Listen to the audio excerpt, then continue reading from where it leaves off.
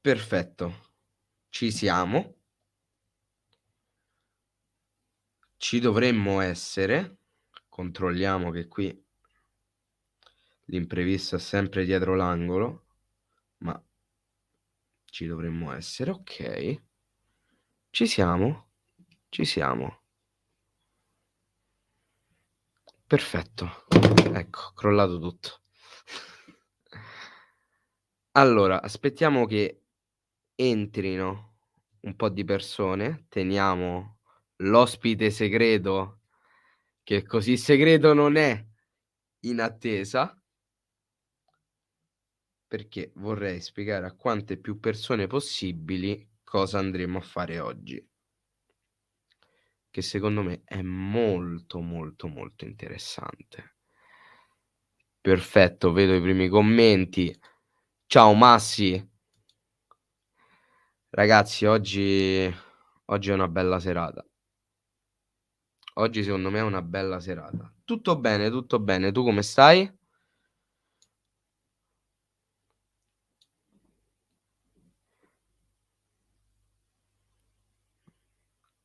Qua va? Sì, perfetto va. C'è l'Eccelso, c'è Alessandro. Okay, si stanno unendo un po' di persone. Perfetto.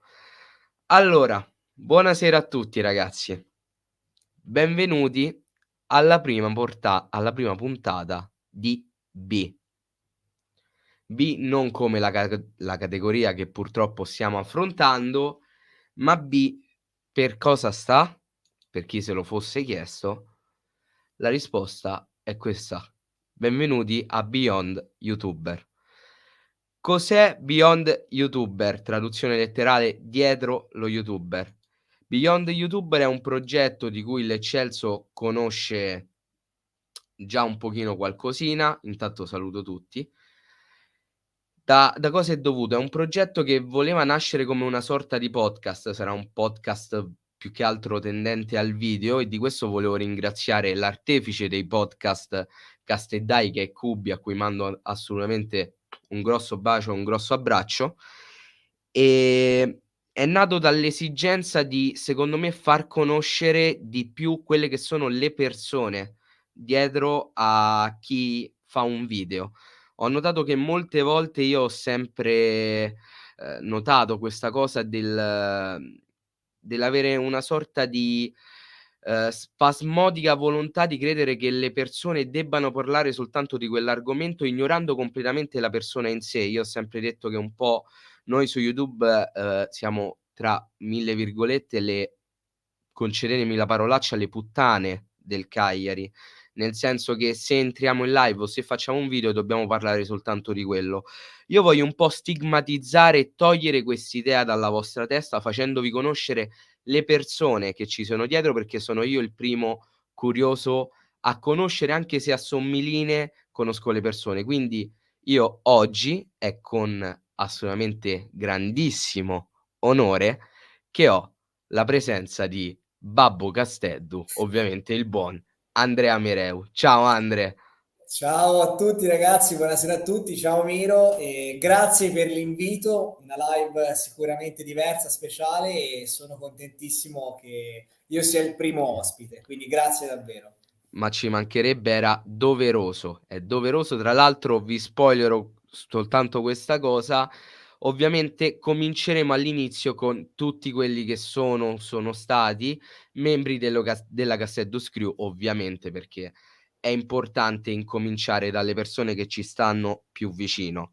Però adesso dobbiamo cominciare con te, Andre. Quindi cominciamo con le domande facili. Tra l'altro lui ha scoperto insieme a voi quello che stavamo per fare, perché non ne aveva idea. Veramente, ero ignaro di tutto fino a mezz'ora fa, poi quando ho visto il titolo in anteprima ho detto, ahia, mo so cavoli, Eh sì, mo e so mo so cavoli. cavoli. Esattamente. Però cominciamo con domande abbastanza semplici.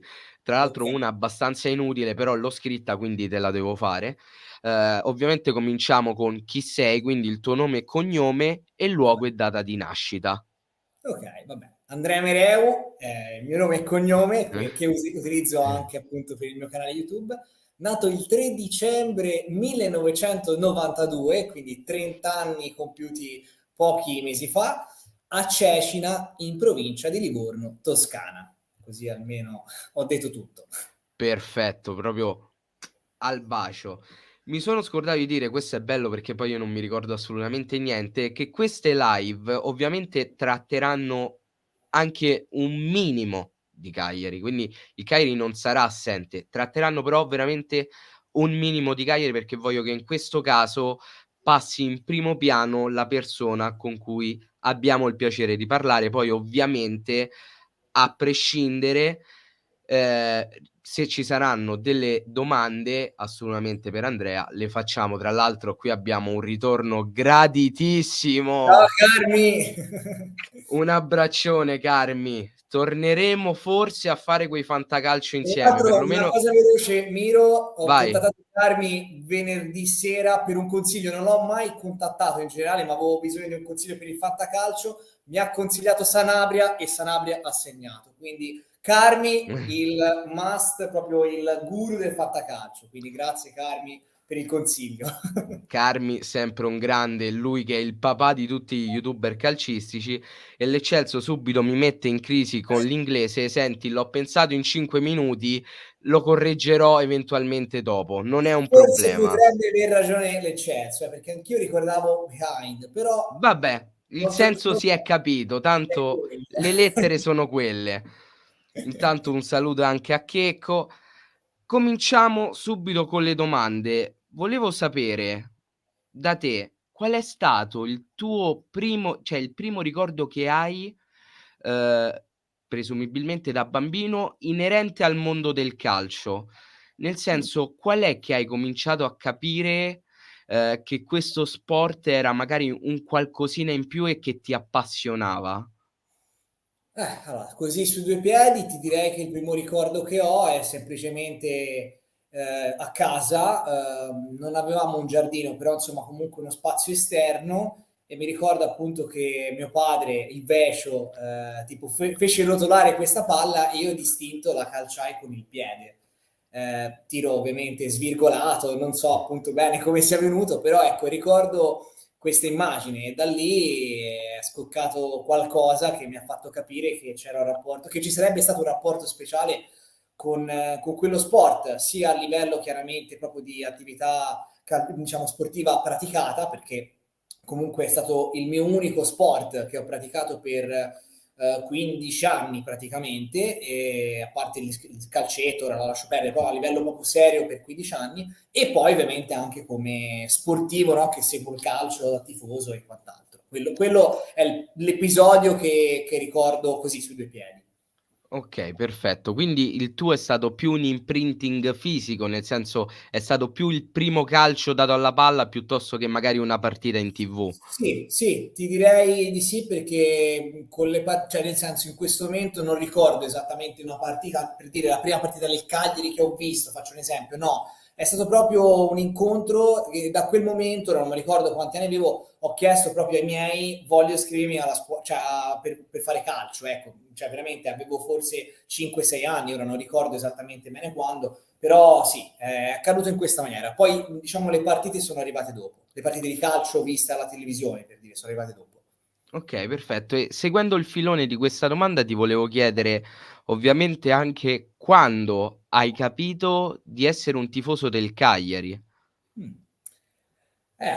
Questa è una bella domanda, non ricordo esattamente quando, però, ricordo appunto semplicemente che vedevo mio padre guardare le partite e c'erano certe partite che le guardava con maggiore trasporto e con maggiore enfasi, molto di più rispetto a quello che fa oggi, purtroppo, perché oggi si è un po', diciamo, affievolita quella passione che aveva appunto ai tempi, però ecco, mi fece in qualche modo coinvolgere dal trasporto emotivo che lui aveva quando vedeva giocare certi giocatori con la maglietta rossa e blu e semplicemente sono andato dietro a lui, ecco.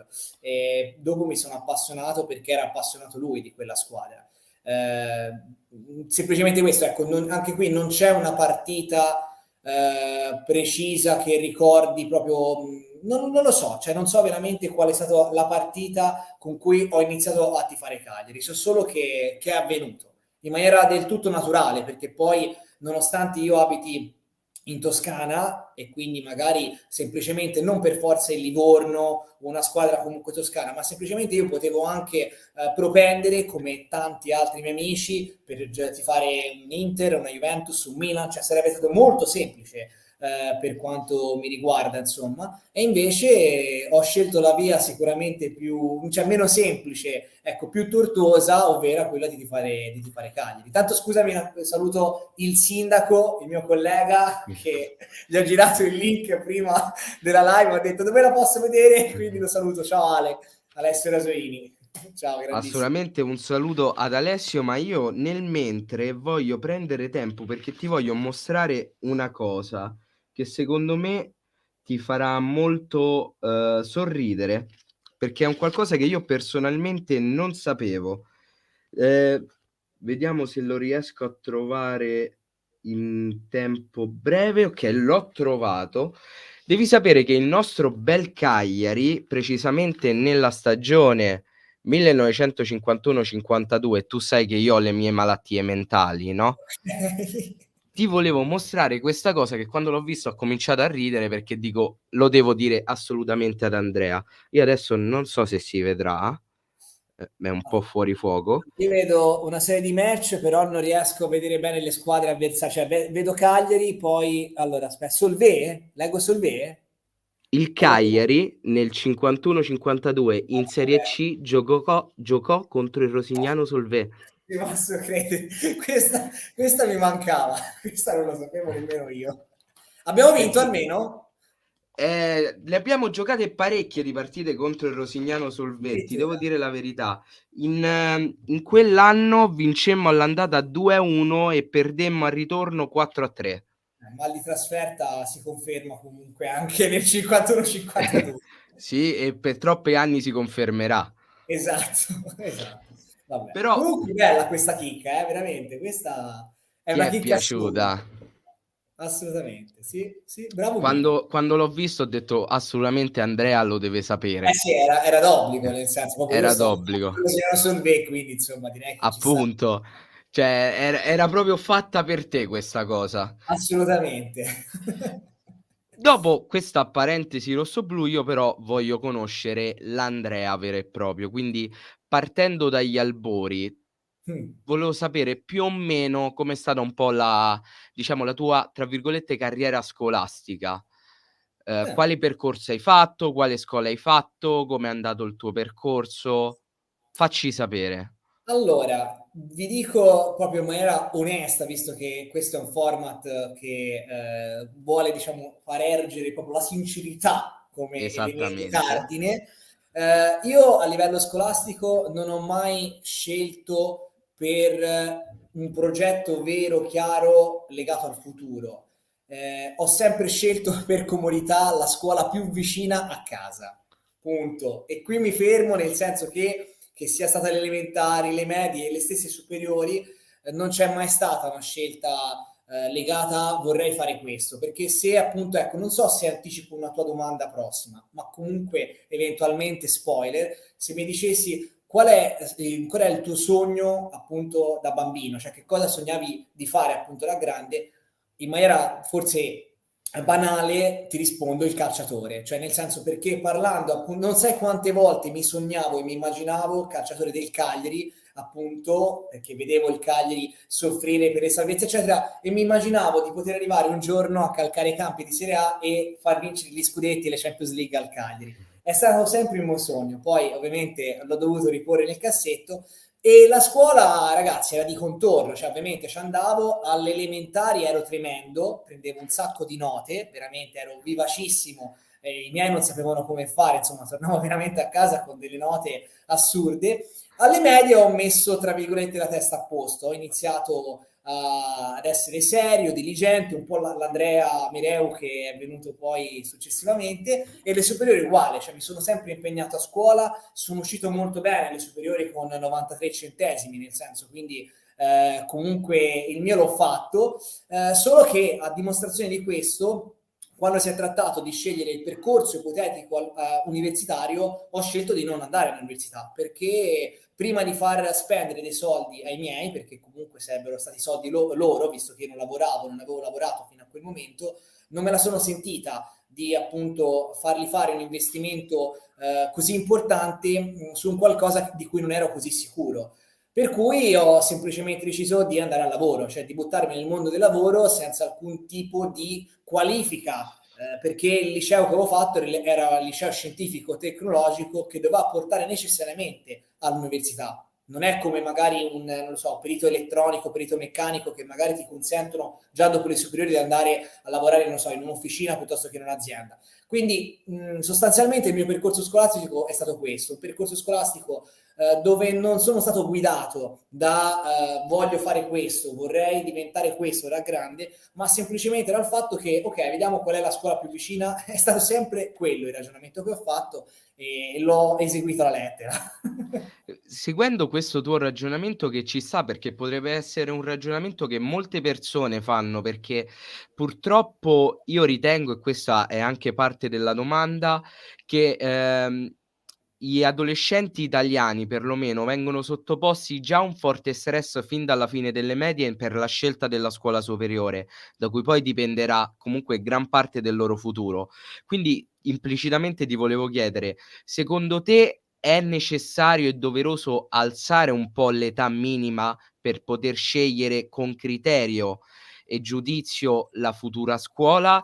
E soprattutto, quanto può influire ancora l'idea di scegliere una scuola perché per esempio ci va l'amichetto o perché magari si ha poca voglia di studiare e quindi si punta su un determinato indirizzo? Beh, allora, sulla prima domanda sono assolutamente d'accordo sul fatto che secondo me è prematuro chiedere a un ragazzo di 12-13 anni appunto che cosa vorrebbe fare, di conseguenza che lui abbia effettivamente le idee chiare su quale indirizzo eventualmente prendere a livello scolastico. Quindi sì, bisognerebbe aumentare eventualmente, non lo so, anche di un paio d'anni, non chissà quanto, però sicuramente un paio d'anni ci vorrebbero per avere un pochettino più le idee chiare. Poi in alcuni casi magari non bastano neanche quel paio d'anni, intendiamoci. O sei guidato da una forte passione che può essere chiaramente legata alla famiglia, che te l'ha diciamo trasmessa, può essere che l'hai trovata per puro caso, come delle volte appunto succede, o delle volte vai avanti un po' a tentativi, sperando prima o poi di trovarti comunque davanti alla soluzione, ecco, insomma.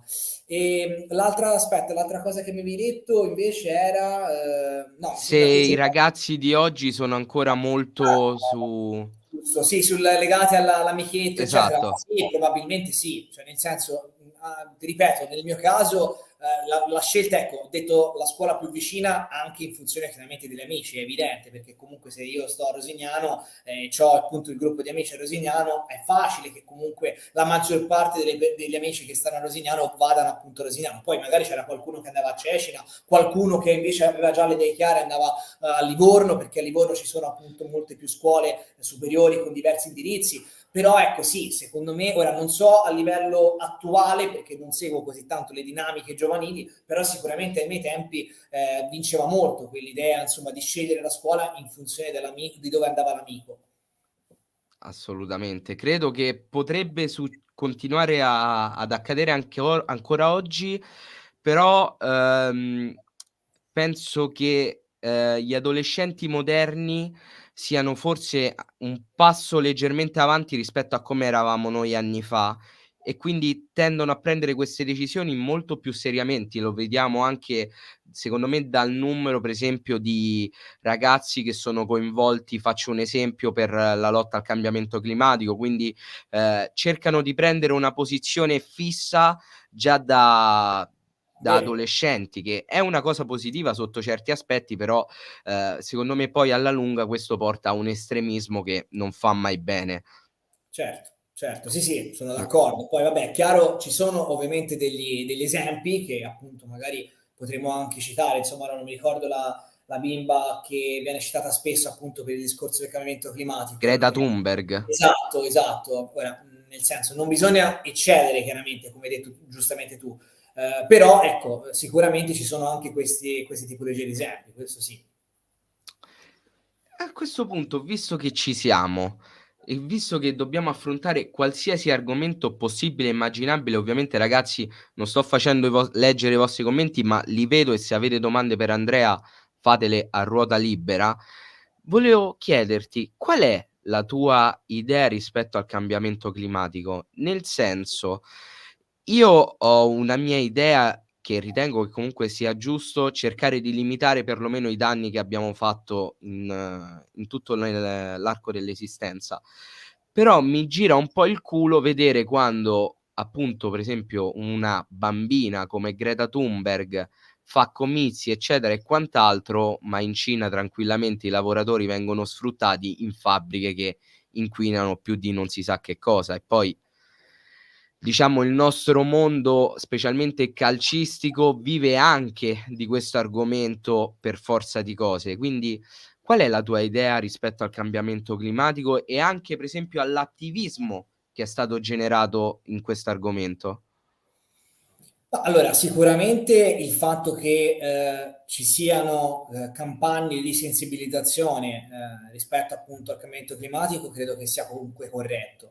Nel senso, come hai detto giustamente tu, è un qualcosa, quello che stiamo vivendo negli ultimi anni, cioè se parliamo ad esempio proprio anche del caldo che sta facendo in questi giorni, cioè siamo a febbraio, io solitamente ricordo gennaio, febbraio e marzo erano mesi freddissimi, non so appunto lì da te a Roma, ma qui a parte forse una settimana, 10 giorni di freddo, neanche poi così rigido, per il resto sembra di essere appunto a aprile, fine aprile, inizio maggio, cioè nel senso, quindi parliamone. Quindi il fatto che ci siano delle campagne di sensibilizzazione credo che sia corretto.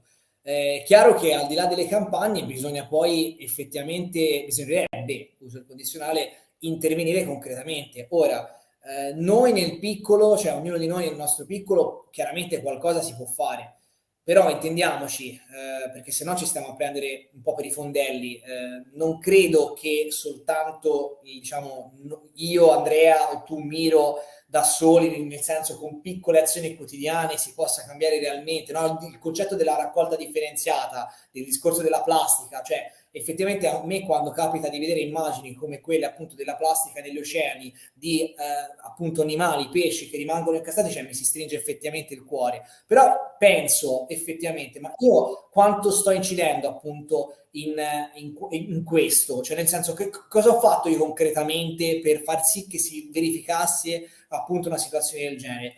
E allora a quel punto dico cosa potrei fare di diverso? Cioè nel senso, boh, non lo so, l'acqua potrei appunto iniziare, non lo so, a prendermi le bottiglie quelle di vetro e andarmele eventualmente a riempire, non lo so, alla fonte qui del comune ed evitare così appunto di comprare le bottiglie di plastica tutte le volte che vado a fare la spesa, piuttosto che altre cose. Però alla fine se comunque le aziende, le grandi appunto aziende mondiali, che si parli di aziende italiane piuttosto appunto che europee o di altri paesi, continuano magari in quella direzione, cioè alla fine comunque se io smetto appunto di prendere, di acquistare prodotti di plastica e smetto di appunto creare spazzatura appunto di plastica o quel che sia, cioè nel senso che cosa può succedere di diverso? Questa è la mia domanda. Quindi sì, è importante che ovviamente ognuno possa fare la sua parte, quello senz'altro, però credo che è a grandi livelli, cioè sono i potenti, tra virgolette, cioè quelli che effettivamente hanno il potere nelle mani e non è cioè una frase fatta, perché sennò sembra quello che dice no, è la verità ragazzi, cioè è vero che ci sono delle persone che più di altre possono chiaramente incidere, che sono quelle che appunto guidano appunto proprio le fila sostanzialmente di tutti gli interessi economici che ci sono appunto nel mondo. Quindi è chiaro che se non cambia quella direzione è difficile che poi effettivamente si possa tornare sui nostri passi e si possa magari tornare a ricreare delle condizioni, cioè se si potrà ritornare a creare delle condizioni ottimali, perché è un processo che purtroppo più tempo passa e più sembra diventare irreversibile da questo punto di vista. Per cui la mia posizione in merito qual è? È che sicuramente qualcosa andrebbe fatto, però ecco, io nel mio piccolo non so concretamente cosa potrei fare per cambiare veramente le sorti del mondo. Cioè bisognerebbe veramente che chi ha il potere decisionale iniziasse ad andare in quella direzione, no? Un po' come il discorso anche delle macchine. Ora si dice che effettivamente entro il 2035 vogliono appunto togliere le macchine insomma a diesel, benzina, quelle che siano, e che vuole andare appunto incontro alla direzione diciamo dell'elettrico per cercare di inquinare di meno. E tra le altre, sentendo questa cosa, no, che la comunità europea vorrebbe fare questo, si sente ad esempio che l'Italia sembra essere indietro, ah, non siamo pronti, eccetera. Cioè, allora, vedi, è quello il discorso. Allora io sono costretto a continuare a prendere la macchina a benzina non perché io voglio inquinare, ma perché so che appunto se mi prendo una macchina elettrica, cioè appunto che va a energia elettrica, magari arriva a un certo punto, mi si scarica e non so dove cazzo ricaricare la macchina. Cioè, capito? Cioè, c'ho la paranoia di dire, cavolo, sono in un posto X, magari la prima stazione di ricarica per la macchina è a 100 km, a 50 km. Cioè, quello è il discorso. Quindi non sono io che appunto vuole continuare ad andare magari con la macchina a benzina. Cioè, diciamo, è il contesto anche che mi obbliga, tra virgolette, ad andare in quella direzione. Non so se mi sono spiegato. Assolutamente sì, assolutamente sì. Infatti fa molto ridere il fatto che cercano di incentivarti a comprare una macchina ibrida o elettrica, Esatto. però comunque per strada tu non hai nessuna colonnina di ricarica. Cioè è un qualcosa di assurdo, è un po' un paradossale come situazione. Io da fumatore, per esempio, la vedo anche come per dirti, non puoi disincentivare una persona a fumare pensando solamente di alzare il costo del pacchetto di sigarette, perché tu il pacchetto di sigarette lo devi togliere se vuoi disincentivare il fumo. Ha Assolutamente. veramente poco senso perché un fumatore, essendo comunque assiduo, ehm, come posso dire, prendendo continuamente nicotina, non vede il prezzo delle sigarette come un qualcosa che gli possa impedire di fumare. Se vuoi effettivamente disincentivare, devi togliere le sigarette. Lo dico contro il mio stesso interesse poi. Per esempio, ehm, per dirti, in Nuova Zelanda hanno fatto una cosa che secondo me è molto logica, nel senso, chi ha più di 18 anni e ha cominciato a fumare potrà continuare a fumare, ma con un costo molto maggiorato delle sigarette, mentre le nuove generazioni, quindi se non mi sbaglio per quelli nati dal 2008 in poi, è assolutamente proibito fumare e non verranno vendute sigarette. Che è una cosa molto logica perché creare la prossima generazione praticamente quasi priva di fumo, perché sicuramente in qualche modo riusciranno ad avercele, però Certo.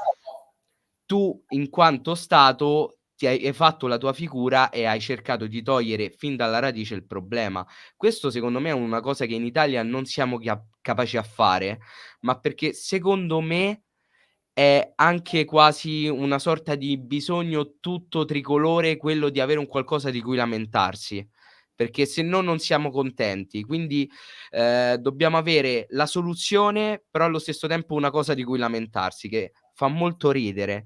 Sì. E continuando sul filone di quello che tu hai detto, ti volevo chiedere, tu di recente ho visto ti sei tolto secondo me una delle più grandi soddisfazione che un uomo si possa togliere, ovvero quello della macchina. Sì. È la tua prima macchina effettivamente comprata? Sì, la mia A prima macchina. rate? No, no, allora, riguardo a questo bisogna mettere i puntini su i. A livello di intestazione, di macchina intestata, è la mia prima in assoluto, Okay, perché quella che avevo fino appunto a 2 mesi fa era intestata a mio padre, anche se in realtà sarebbe stata di mia sorella in origine, cioè nel senso mia sorella l'aveva acquistata appena finito gli studi alle superiori, poi successivamente dopo qualche mese col fatto che lei comunque mi pare lavorasse vicino casa, io invece avevo trovato lavoro ma mi serviva la macchina per andare per spostarmi, li chiesi inizialmente me la puoi prestare, e poi in realtà praticamente è diventata mia in maniera automatica, poi ovviamente io gliel'ho in qualche modo ripagata, saldata magari la metà del prezzo che l'aveva comprata perché mi sembrava giusto insomma comunque ridargli qualcosa visto che gli avevo praticamente rubato la macchina. No, in realtà questa macchina qua devo ringraziare i miei genitori perché allora intendiamoci, sicuramente io nel momento in cui avessi deciso di acquistare una nuova macchina, col fatto che fortunatamente da 1 anno e mezzo e qualcosa in più lavoro a tempo indeterminato, un qualcosa che fino a 2 anni fa sembrava per me impossibile, assolutamente. Diciamo che nel momento in cui avessi deciso di prendere la macchina, sapevo che comunque avrei potuto provare, no, a richiedere un finanziamento, perché ovviamente fino a 2 anni fa mi avrebbero riso in faccia se avessi provato a chiedere un finanziamento. Invece magari con una condizione lavorativa un pochettino più stabile si poteva fare. In realtà non era un'esigenza cambiare la macchina, è stata una situazione che si è creata quando Babbo ha venduto il suo camioncino che aveva praticamente acquistato ai tempi per la sua ditta. Lui la sua ditta l'ha chiusa, insomma l'ha dovuta chiudere per i costi eccessivi eccetera, insomma si è trovato lavoro come dipendente sperando comunque che riesca ad andare prima o poi in pensione perché non ne può più, insomma è quasi 40 anni che lavora e povero uomo ha la schiena spezzata, visto che il muratore, insomma, è un lavoro tutt'altro che semplice e leggero. Il fatto sta che praticamente lui ha venduto il camioncino perché ha ricevuto un'offerta. Per spostarsi la mattina per andare appunto sui cantieri, in base chiaramente a dove si trova, aveva comunque bisogno di un mezzo e a quel punto mi ha detto Andre, facciamo una cosa, io vorrei la tua macchina, nel senso che in realtà era la sua, intendiamoci, quindi la sua macchina, con i soldi del camioncino, insomma, che ho preso, cioè te li do a te quei soldi, il resto lo aggiungi tu. Poi ti prendi la macchina che ti pare. Quindi diciamo le cose come stanno. È più diciamo un regalo da parte della mia Okay. famiglia. Ora parlo del mio babbo, ma in realtà il mio babbo e la mia mamma, perché li metto sempre insieme, chiaramente da questo punto di vista li voglio un bene dell'anima, ma non per il regalo in sé, ma perché loro ci sono sempre, sia per me che per mia sorella, e appunto se sono cresciuto con dei valori sani, con la testa sulle spalle, lo devo a loro. E detto questo, è diciamo più la macchina comunque sempre del mio babbo e della mia mamma che la mia, anche se comunque una buona parte ce l'ho messi io i soldi, però sì, comunque è stata una soddisfazione sicuramente, più che altro quando sul libretto ho visto Mireo Andrea, perché insomma comunque tutte le volte che mi fermavano ai posti di blocco, ah questa macchina, Mireo Giuseppe Angelo, ma fornisca il libretto, e tutte le volte dicevo sì, io sono il figlio, sono il figlio, sono il figlio. Ora sto giro, se mi fermano, speriamo che mi fermano soltanto per i posti di blocco normali, insomma non perché ho fatto qualche strozzata, però insomma dirò sì sì, la macchina è testata a me, insomma, quindi sì, sicuramente è una soddisfazione, ecco, però effettivamente vista per come l'avevi presentata, forse la più grande soddisfazione sarà quando prenderò la macchina, proprio dirò, ok, questa l'ho presa tutta io, cioè senza nessun aiuto esterno. Però, ripeto, è stata una situazione, è stata un'occasione, cioè io non avrei avuto bisogno di cambiarla perché la mia macchina comunque andava regolarmente, eccetera, anche se avevo già fatto 160.000 km, ma andava regolarmente. È chiaro, si è creata la situazione, a Babbo serviva una macchina per spostarsi qui nei dintorni, e ho detto, Babbo, se proprio insisti, facciamo sta Okay. affare, che ti devo dire, insomma. Era Tra da l'altro che macchina hai preso? allora, praticamente, giusto proprio perché la fantasia, no? Prima avevo una Aigo, una vecchia Aigo, ho preso Sì, il modello nuovo dell'Aigo, un Aigo X, che però okay, rispetto all'Aigo precedenti si presenta molto bene, specialmente ora prendila con le pinze, è un po' un mini SUV, cioè ha delle sembianze che comunque non è un SUV, però è un po' più alta, molto più alta, ha delle ruote veramente molto più grandi e dentro comunque è molto più spaziosa, cioè la mia vecchia Aigo, per farti capire, il bagagliaio non lo utilizzavo neanche da quanto era piccino, cioè nel senso non c'entrava nemmeno una borsa da calcio, per farti capire.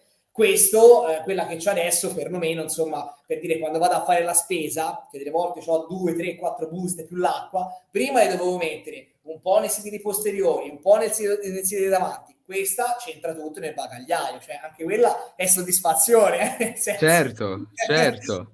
Quindi, però ecco, è un Aigo X. Sono andato sulla Aigo come Toyota perché comunque cioè, per me è garanzia, cioè ci siamo trovati bene io con l'Aigo, Babbo che ha la RAV, ce l'ha dal 2006 e non l'ha ancora cambiata, cioè insomma quindi ci siamo trovati bene proprio come affidabilità e tutto. Quindi siamo andati sul sicuro e poi comunque, ripeto, dato che non era un'esigenza clamorosa quella di prendere la macchina, non volevo spendere più di 20.000 euro complessivamente, per cui siamo stati su una cifra intorno ai 16.500 complessivamente, e quindi mi sembrava un giusto rapporto qualità-prezzo, anche perché è tutta accessorata, cioè nel senso c'ha tutti i comandi dell'assistenza per la guida, c'ha la telecamera posteriore, c'ha lo spegnimento automatico quando appunto la metti in folle, quindi per non inquinare. Ecco, a proposito di inquinamento, quando sei fermo al semaforo si spegne il motore, e quando poi rimetti la prima si riaccende. Insomma, c'è tutta una serie di cose belline e mi garba davvero tanto. Insomma, è una macchina bella bella. Eh beh, tanta roba, specialmente poi tutta accessoriata. Sì, sì, tutto compreso nel prezzo. Cioè, la cosa infatti che per cui l'ho scelta, perché ovviamente prima di scegliere la macchina mi sono fatto un po' di giri, insomma, fra Certo, tutti. E a parte che, non so se lo sai, te lo dico così giusto a titolo informativo, ora i tempi di consegna delle macchine sono veramente diventati biblici, perché comunque dove sono andato, mi hanno raccontato di clienti che aspettavano anche da 9-10 mesi, sì. e nel prospettarmi eventualmente l'acquisto di quella macchina, anche loro mi dicevano: ma guarda, non lo so, forse 6, forse 7, però cioè erano molto dubbiosi. Toyota è stata l'unica con l'Aigo a darmi delle tempistiche, diciamo, decenti, perché non c'era nessuno, ti dà la pronta consegna, però comunque 2-3 mesi mi hanno detto si può fare. Ho detto 2-3 mesi mi sembra una cosa onesta. Addirittura mi avevano detto che doveva arrivare entro fine gennaio, è arrivata prima della fine di dicembre, giusto per farti capire anche la serietà, insomma, cioè nel senso, Toyota secondo me è un marchio veramente top. Cioè, ora io sono di parte perché mi ci sono trovato bene, ma secondo me è veramente tanta roba. Quindi è nuova di concessionario? È nuova di concessionario, assolutamente sì. Sì, sì. Beh, Ordinata a fine settembre, inizio ottobre, sì, metà settembre più o meno, sì, prima che andassi a Malta, perché l'ho presa prima di andare a Malta in ferie. E tra l'altro Ganzo, vabbè, questo lo fanno tutti ormai, mi dissero: guarda, scarica l'applicazione My Toyota, così puoi seguire tutto l'iter della costruzione appunto della tua macchina. Quindi tipo Amazon, no? Che ti dice il pacco è stato spedito, uguale, loro dicevano: guarda, stiamo lavorando alla tua macchina. Tra l'altro loro hanno uno stabilimento in Repubblica Ceca, quindi mi facevano mh-mh. proprio della mappa, il paese preciso dove stavano lavorando. Ok, la macchina l'abbiamo finita, cioè tra l'altro tipo in 2 o 3 giorni avevano finito la macchina, cioè robe assurde. E ho detto: cazzo, ma siamo sicuri che abbiano fatto un bel lavoro? Cioè prendetevi anche qualche giorno in più, perché poi no, se no. E poi la macchina sta arrivando, è arrivata a Pisa, cioè ganzissimo. Quindi io praticamente ho seguito tutto l'iter. Quando è arrivata in concessionario lo sapevo prima del concessionario, tra poco. Cioè quando mi ha chiamato ho detto: sì, sì, lo so che è già arrivata, arrivo.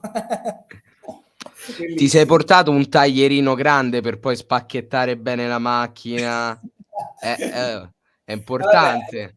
sì, è Eh. no, allora non lo sono portato sinceramente, insomma, però ci sarebbe stato bene nel caso. Poi, ritornando alle soddisfazioni, tu hai fatto una cosa che secondo me, fanno molte poche persone, secondo me anche bruciando magari un po' le tappe, perché, lo Bisogna capire spoileri forse. immagino, spoileriamo per quelli che ancora non lo sapessero, Credo tu che ti con riferisci a questo? esattamente, Esatto, esattamente. avevo capito Tu bene. con la tua dolce metà Elisa, che saluto, sei andato subito a convivere, "subito" tra virgolette ovviamente, però effettivamente rispetto alla convivenza sei convolato subito a nozze. Allora, per essere precisi, cioè subito no, nel senso, io e Eli siamo andati a convivere ad ottobre del 2017, quindi in realtà ci siamo sposati a giugno del 2021, quindi qualche anno prima delle nozze sono passati, però ad Mh. onor del vero c'è stato anche il Covid che ha, diciamo, ci si è messo un po' in mezzo, cioè perché Sì, comunque originariamente noi ci saremmo dovuti sposare sicuramente nel 2020, sicuramente, perché appunto avevamo fatto il corso, anche proprio quello che facciamo, insomma, il corso prematrimoniale e tutto il resto, quindi nel 2020 ci saremmo dovuti sposare addirittura ad ottobre. Tra l'altro, apro, chiusa parentesi, meno male che non ci siamo sposati quel giorno, perché quel giorno pioveva a dirotto. Infatti lo ricordiamo sempre, perché invece poi il giorno a giugno, il 26 di giugno del 2021, era una giornata fantastica, ma non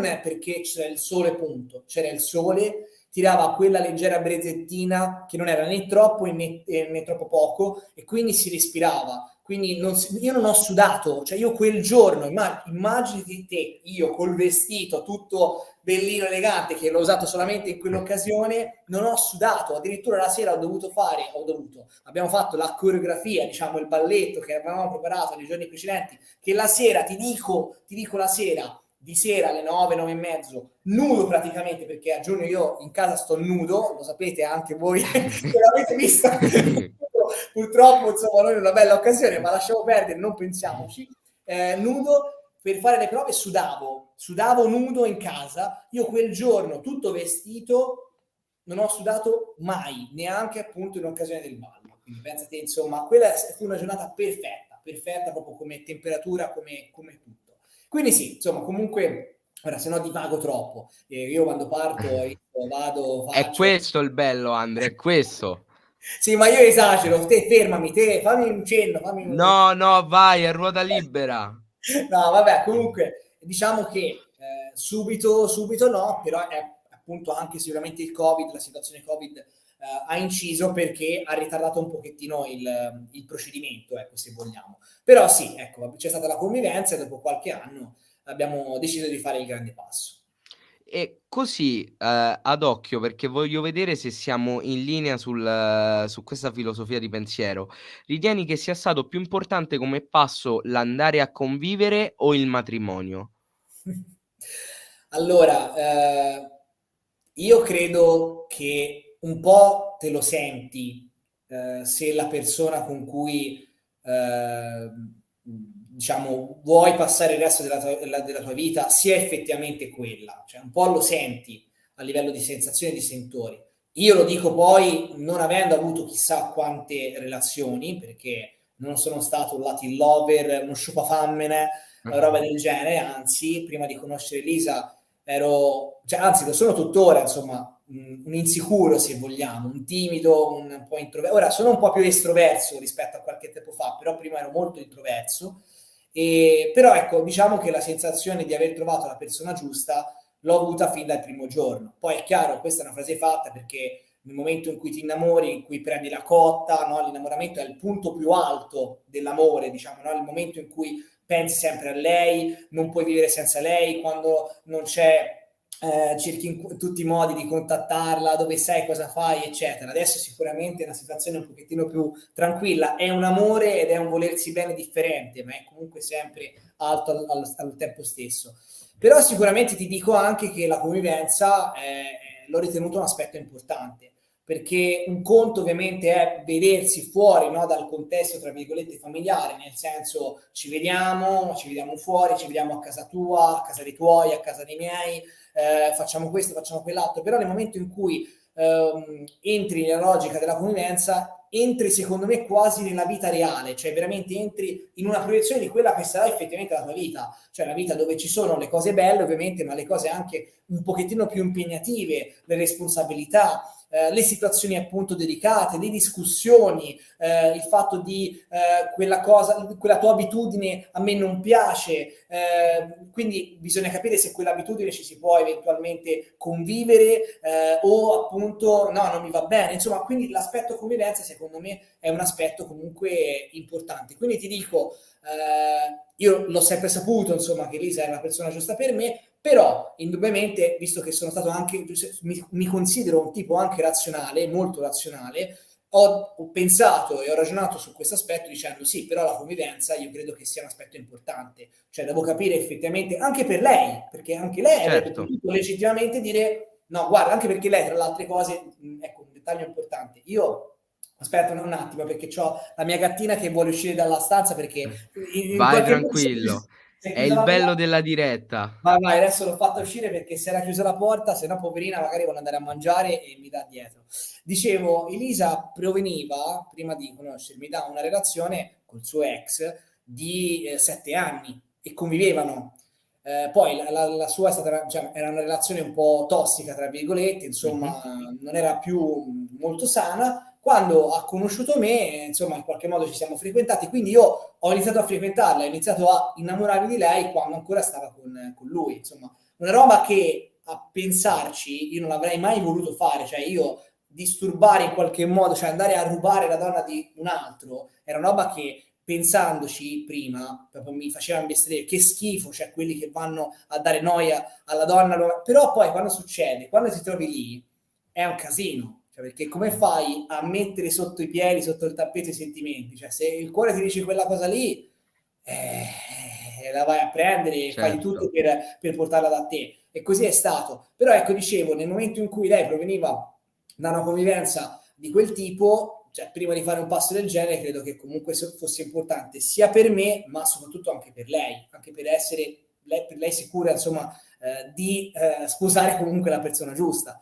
Per cui ti dirò, dal mio punto di vista, credo che la convivenza comunque sia un aspetto importante. Un po' te lo senti, però è giusto anche che ci si provi e lo dico anche in funzione di che cosa? Che troppo spesso sento in giro che tanti si sposano, magari facendo anche figlioli, e poi dopo magari divorziano con situazioni veramente delicate. Quindi, ecco, dato che sposarsi è già un passo importante, è un passo che ti responsabilizza molto, figuriamoci diventare padre o madre, insomma genitori, ecco, dico che pensarci un po' qualche volta in più prima di fare un qualcosa, secondo me non è così sbagliato. Poi a un certo punto devi prenderti coraggio e devi fare quel passo. Però ecco, delle volte ho l'impressione che qualcuno non ci pensi neanche un secondo e secondo me sbaglia. Parere Mi personale. mi trovi assolutamente d'accordo perché molte volte vedo gente che fa figli ma non ha, ancora la testa e non è uscita ancora da quella mentalità, diciamo, un po' fanciullesca della vita, mettere al mondo figli avendo quel tipo di pensiero è un qualcosa che va contro di te e contro la nuova vita che stai creando. Quindi effettivamente andrebbe fatta una sorta di cernita su chi ormai può effettivamente mettere al mondo una nuova vita, perché un figlio è una responsabilità importantissima. Cavolo. Intanto, rispondo al commento di Nicholas, che saluto: "Oggi si parla di Andrea?" Assolutamente sì. Nicholas, ti do il benvenuto a Beyond, Behind, come lo volete chiamare, YouTuber. È il mio nuovo format, una sorta di podcast in cui andremo a intervistare e quindi a sviscerare le persone che esistono su YouTube. Quindi andiamo a scoprire chi è la persona che c'è dietro ai video, parlando il minimo possibile di Cagliari, il minimo possibile di calcio, ma andando a scoprire proprio la persona in sé per sé. E quindi oggi Allora, io non so se posso condividere un secondo lo schermo del mio computer, non so se mi è certo, possibile sì, farlo. sì, sì. Allora, guarda, faccio una cosa, no, giusto per dirti, allora, aspetta, vediamo un attimo dov'è, condividi, eccolo qua. Intanto è Celso va bene Matti, tengo Allora, tengo il mio Beyond. collega, eccolo qua, anche sul TV ti ho messo. Bellissimo, Fantastico. bellissimo, No, penso che meritasse, meritasse di essere fantastico, diffuso. fantastico. Intanto grazie mille ragazzi, grazie mille. Un bacione a tutti voi. Ciao Pietro, ciao Pietrone, Ciao a buonasera. tutti Saluto ragazzi. anche Mattia, prima mi sono dimenticato di salutare perché quando hai fatto tutta la intro, insomma, quindi saluto Matti, saluto Pietro, saluto tutti quanti ragazzi. Assolutamente un saluto a tutti. Vi ricordo che se avete domande, ovviamente non inerenti al Cagliari, non inerenti al calcio, anche personali, poi starà ad Andrea decidere se rispondere o meno, voi fatele perché secondo me avete una possibilità importante di conoscere il meglio possibile una persona, quindi cogliete quest'occasione. Detto questo, sono contento di sentirti dire che la convivenza è paradossalmente un passo molto più importante del matrimonio. Secondo me, siamo forse in pochi a pensarla così perché, essendo un paese, l'Italia, molto cristianizzato per via del Vaticano, si tende sempre a elevare il matrimonio come massimo culmine di una relazione, quando in realtà il vero banco di prova è la convivenza, in cui non hai più modo di nasconderti e sotto certi aspetti devi anche un po' scendere a compromessi con la tua dolce metà perché, ovviamente si viene da stili di vita diversi, da percorsi di vita diversi e quindi, far convivere le 2 persone richiede tempo impegno e sforzo, quindi sentirtelo dire mi fa piacere perché anch'io la penso così. E volevo sapere secondo te quanto, o perlomeno per te o in generale, quanto influisce il matrimonio o comunque una relazione nella vita, nel percorso di vita sostanzialmente. Quanto appagamento ti ha creato, quanto te ne sta creando, magari anche quale limitazione, se c'è stata, ti ha portato.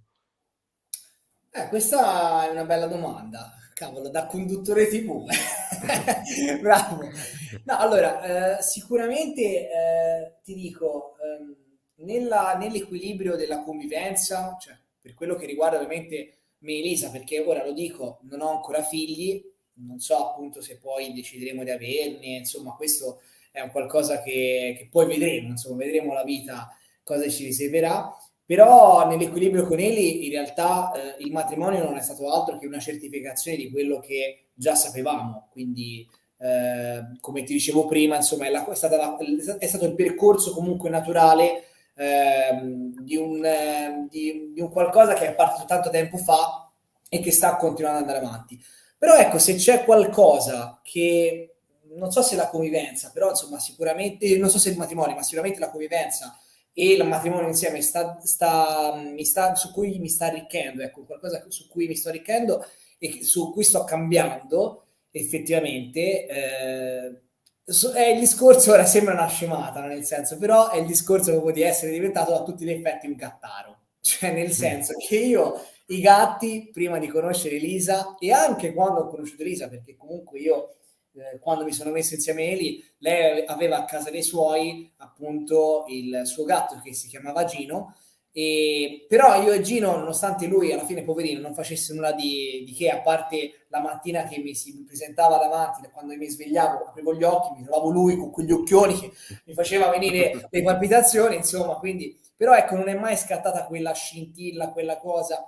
Ecco, se vogliamo, da questo punto di vista, quando siamo andati a convivere, anche il matrimonio, insomma, mi ha fatto diventare gattaro perché Elisa, ora in questo momento è di là, ma lo potrebbe tranquillamente confermare. Io non ero molto dell'idea di avere un gatto in casa, grande Gino, Francesco, grandissimo, non ero molto per la quale di avere appunto un gatto in casa, però in qualche modo mi sono convinto e dove stavamo prima avevamo vicino una colonia di gatti randagi e lei si è praticamente innamorata a prima vista di un gatto che si chiamava Mario, tutti i nomi insomma partiva Gino, Mario, insomma tutti i nomi particolari, povero Mario, pace l'anima sua, insomma che se n'è andato purtroppo pochi mesi fa, l'11 di dicembre, per un brutto male che se l'è portato via troppo presto.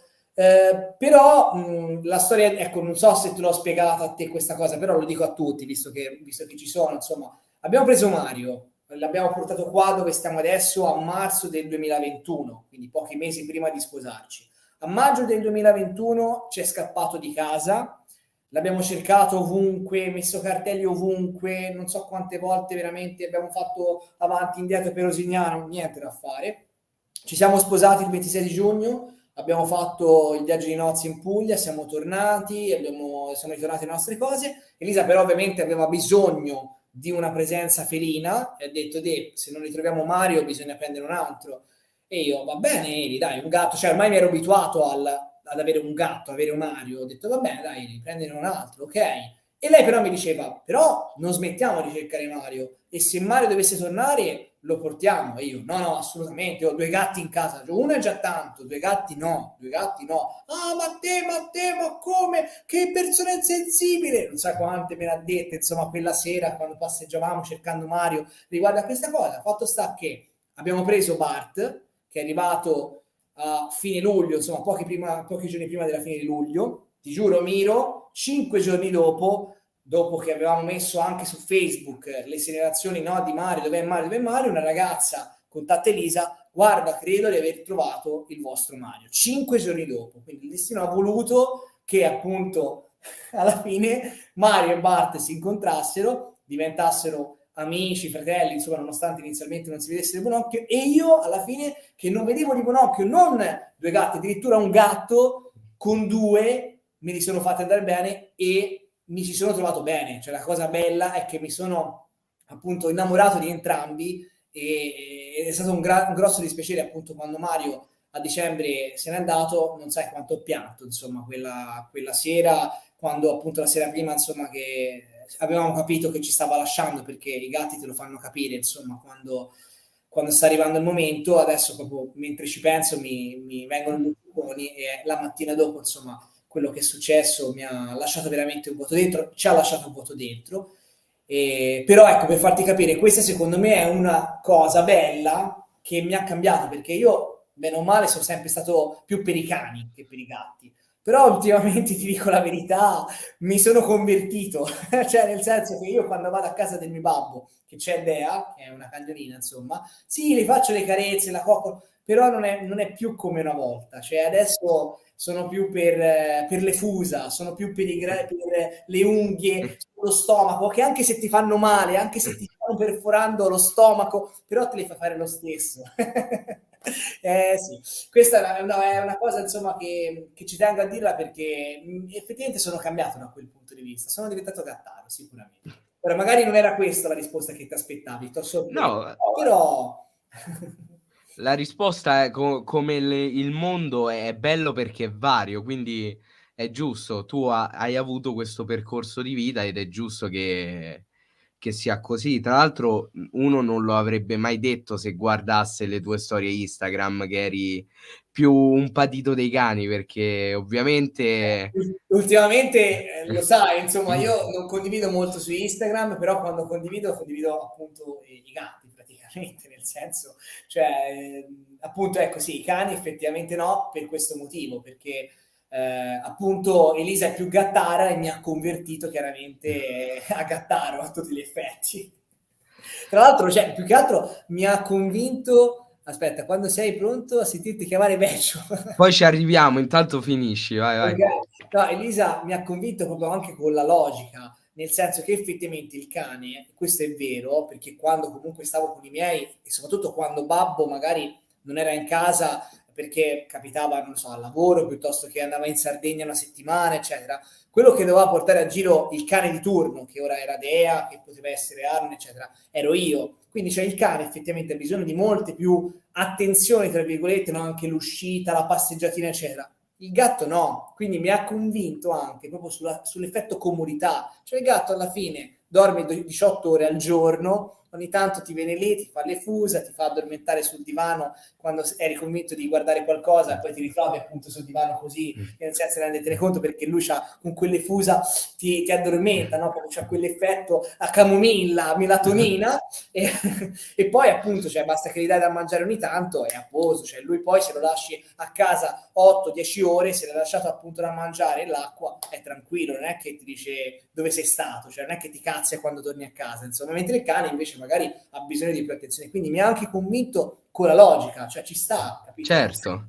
effettivamente porta meno responsabilità anche perché, anche sotto quell'aspetto il cane lo devi fare uscire, mentre il gatto ha la sabbia, fa tutto lì. Esatto, e avendo la lettiera non c'ha bisogno appunto di uscire fuori e quant'altro. Esatto, Effettivamente sì, quindi magari visto sei fuori, cioè vuoi andare fuori casa, ti vuoi prendere una giornata libera, come magari capita di andare la domenica, il sabato, se ce l'abbiamo libera, non c'hai il patema di dire devo sentire i miei se mi guardano il cane per venire appunto a fargli fare un giro. No, gli prepari tutto l'occorrente, ho detto, gli pulisci la lettiera, gli dai appunto i croccantini e l'acqua e per 8, 10, 12 ore loro sono a posto, cioè nel senso non è che c'è da starci dietro troppo.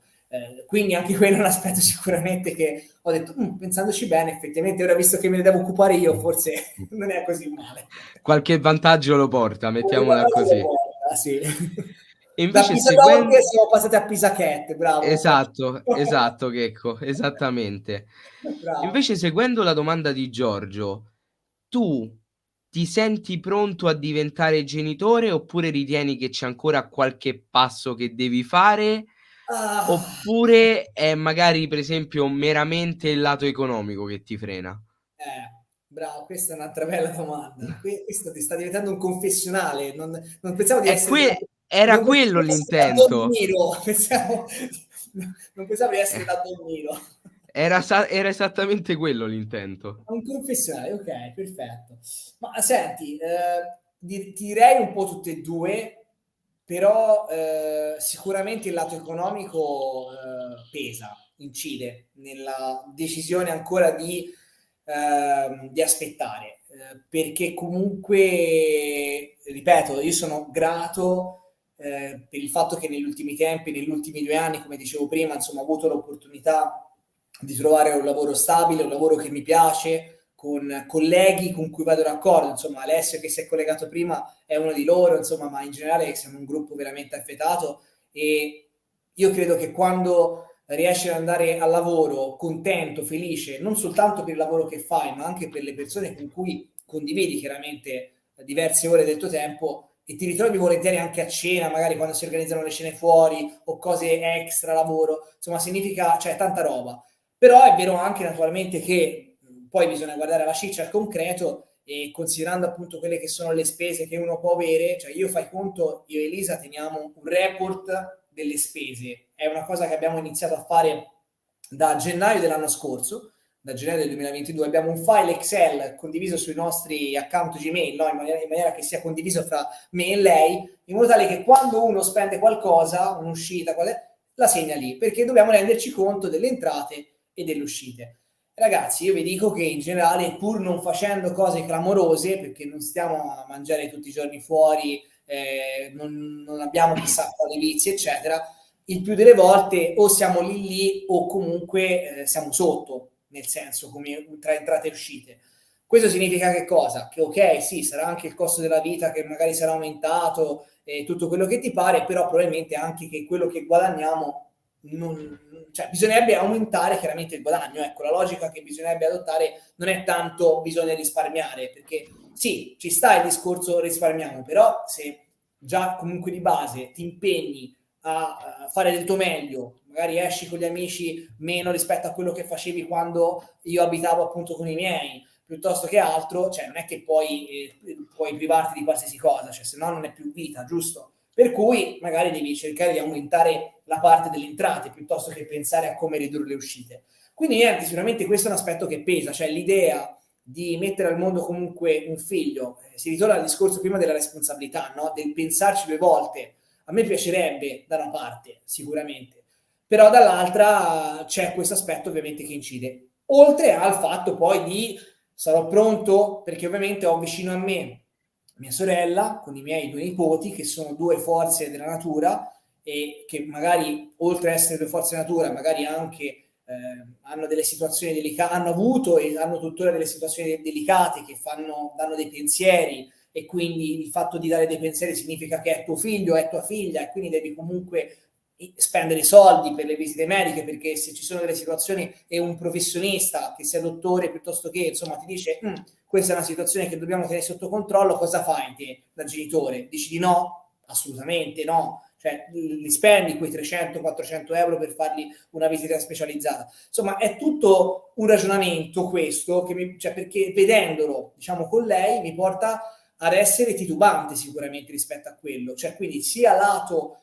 pensiero di avere un figlio e una figlia, che significa responsabilità, che significa cavolo, inizierò ad essere preoccupato di quando magari va fuori, dov'è, cosa fa, tutto quello che ho criticato alla mia mamma, no? Perché la mia mamma è sempre stata molto presente nei miei confronti, io molla, però poi alla fine io potrei fare anche peggio, nel senso, perché mi conosco, perché lo so, mi conosco, mia mamma mi ha passato quella, a forza di questi atteggiamenti, me l'ha passati, me le ha infilati da qualche parte, so che uscirebbero fuori e lì ovviamente ci dovrei lavorare nel caso, perché non è che poi posso limitarmi per questo. Però a parte quello, sicuramente l'aspetto economico è una componente che pesa, insomma, non posso negarlo. Quindi sì, non so quando potrò farmi chiamare vecchio da questo punto di vista, non lo so, me lo auguro. Se appunto ciò capiterà è perché si saranno create anche quelle condizioni di cui ho parlato fino adesso, oltre al fatto che vi sarò detto e ci saremo detti io e Elisa, ok, andiamo, cioè nel senso facciamo quello che dobbiamo fare, insomma. Certo. Tra l'altro questo commento è bellissimo. È vero, è Sì, vero. è vero, è un dato di fatto, è incriticabile. Io sono sicuro anche di questo commento, avendo conosciuto anche Lisa ne sono assolutamente sicuro. Ne sono Grazie della certo, fiducia Giorgio. ne Grazie. sono certo Ma e sicuramente visto io ho avuto 2 ottimi insegnanti che sono appunto mio padre e mia madre, e posso parlare anche a nome dei miei suoceri, che appunto sono Giuliana e Paolo. Anche loro sono stati secondo me degli ottimi genitori con Eli per come è venuta su, insomma, e tutto. Quindi sì, credo che formiamo una coppia, diciamo, vincente da questo punto di vista. Assolutamente sì. io direi di andare in chiusura. Purtroppo, devo dire purtroppo perché sarei rimasto qui altre 3 ore a chiacchierare di qualsiasi cosa veramente, però purtroppo la sveglia alle 5:45 si farà sentire se non vado a dormire. Mi sembra Però giusto. concludo con una domanda che vira sul filosofeggiante. Mh. Andrea Mereu crede nel destino Mh. o è tutta casualità? No, io credo nel destino.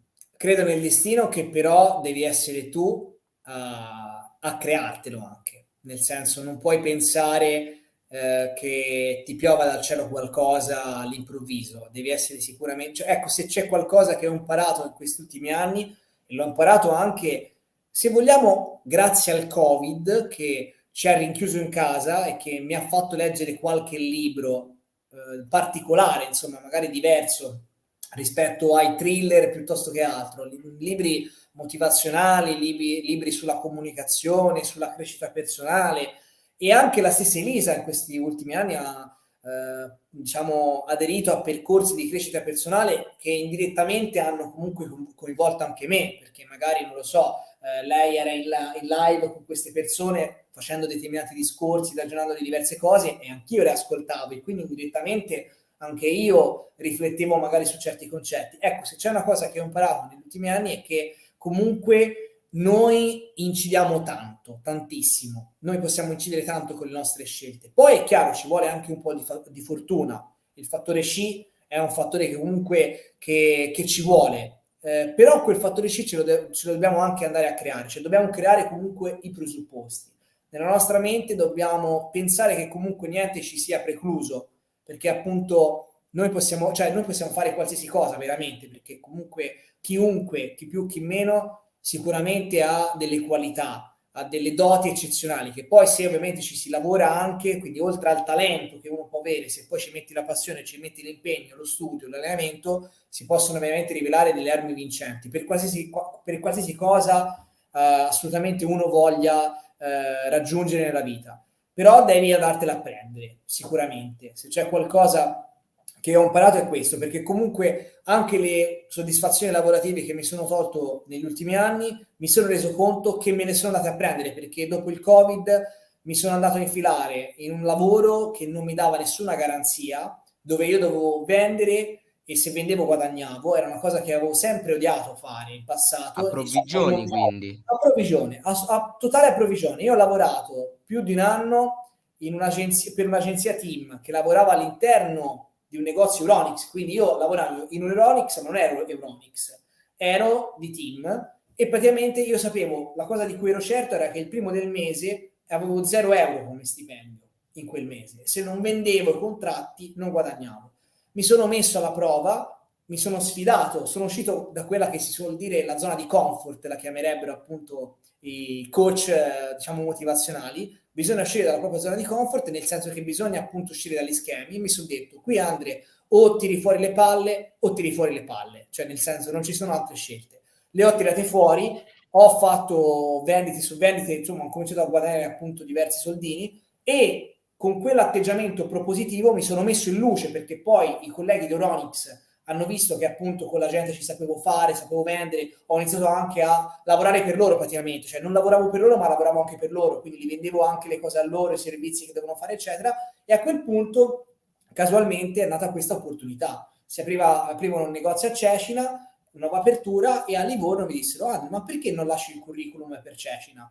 E io neanche ci pensavo, poi alla fine ho detto vabbè sì, lo lascio, chi se ne frega, magari mi prendono, magari no, chi se ne frega. E poi alla fine mi hanno preso davvero, ma in maniera del tutto inaspettata. Io quando sono andato a fare il colloquio, che mi dissero anche se sarebbe stato pro forma, cioè nel senso mi avevano preso, io non ci credevo neanche, addirittura pensavo appunto che mi volessero conoscere davvero, invece già mi conoscevano, nel senso, perché comunque mi avevano visto un anno lì dentro, Quindi ecco, questa secondo me è la dimostrazione che insomma, se vai oltre i limiti, diciamo, che hai, puoi veramente ottenere qualsiasi cosa. Quindi io credo al destino, assolutamente sì, però credo anche che si debba dare noi una mano al destino.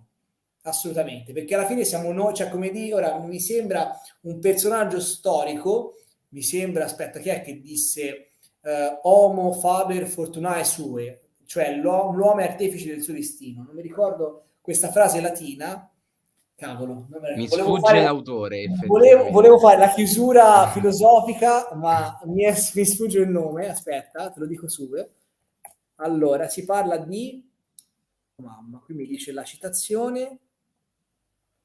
No, niente, chi l'ha detto non me lo dice perché. Vediamo un attimo, eh. Ora scusami, volevo fare una cosa Ma più, figurate. molto più light, ma allora, sai che non la trovo. Allora, qui dice Sallustio, il primo grande storico romano, ma mi sembrava un altro l'autore di questa citazione. Vabbè, mi fido di questo articolo che ho trovato. Sallustio, primo grande storico romano, disse questo. Quindi O che di l'uomo... Mazzarri, dice Nigiolas. Oddio, potrebbe essere di Walter, potrebbe essere di Walter. No, comunque, ora, al di là di questo, al di là di chi l'ha detto, però sono d'accordo. Cioè, sicuramente credo che ognuno di noi possa incidere comunque su quella che poi è la vita che andare ad affrontare. Cioè, tante cose ovviamente ci capitano, però anche quando ci capitano, la differenza la fa il modo con cui affrontiamo quello che appunto ci capita. Anche l'evento che inizialmente potrebbe sembrarci avverso, dobbiamo essere in grado di dire perché ci è capitato. E da lì può essere comunque un insegnamento che ci fa scattare qualcosa, che da lì ci fa trovare le forze per superare quell'ostacolo ed essere più forti e andare avanti. Questa è la mia chiosa finale. Perfetto. Mi dispiace Checco, ma non troverai risposta, perché se tu mi avessi scritto cosa fai se ti entra, per esempio, un fenicottero in casa, io ti avrei detto: "Lo faccio diventare la mascotte del Cagliari". Però, mi hai detto il pellicano, col pellicano non so che cazzo ci faccio, quindi mi dispiace. Ragazzi, io spero che questa live vi sia piaciuta, a me tantissimo, mi ha dato la possibilità di conoscere ancora di più Andrea, anche se, come detto, a somme linee più o meno già lo avevo conosciuto e tra l'altro ci siamo anche visti, per chi se lo ricorda. Sotto la torre di Pisa a spingere Fantastico, ore. fantastico. E io vi avviso, questo è un format che porterò settimanalmente. Ogni mercoledì troverete una nuova live, sempre con un nuovo ospite. Cominceremo ovviamente con tutti gli youtuber del Cagliari, poi andremo a ruota libera anche con altri youtuber. E ringrazio assolutamente Andrea per essersi prestato e per aver partecipato e inaugurato questa nuova serie, quindi grazie mille Andre. Grazie a te, Miro, per questa opportunità. Veramente live speciale, si può dire speciale, diversa, ma Assolutamente, assolutamente. Mi raccomando, non andare via adesso che chiudiamo, non andare assolutamente via. Però ci salutiamo con tutti i nostri amici a cui mando assolutamente un grande bacio, un abbraccio e ci vediamo sicuramente mercoledì prossimo. Non so se uscirà il video post partita perché sabato non ci sarò, eventualmente farò anche un'altra live domenica, poi vi terrò aggiornati, mi raccomando, su Instagram vi scriverò tutto. Grazie per aver partecipato, buonanotte. Ciao a tutti ciao ragazzi. ragazzi, buonanotte a tutti.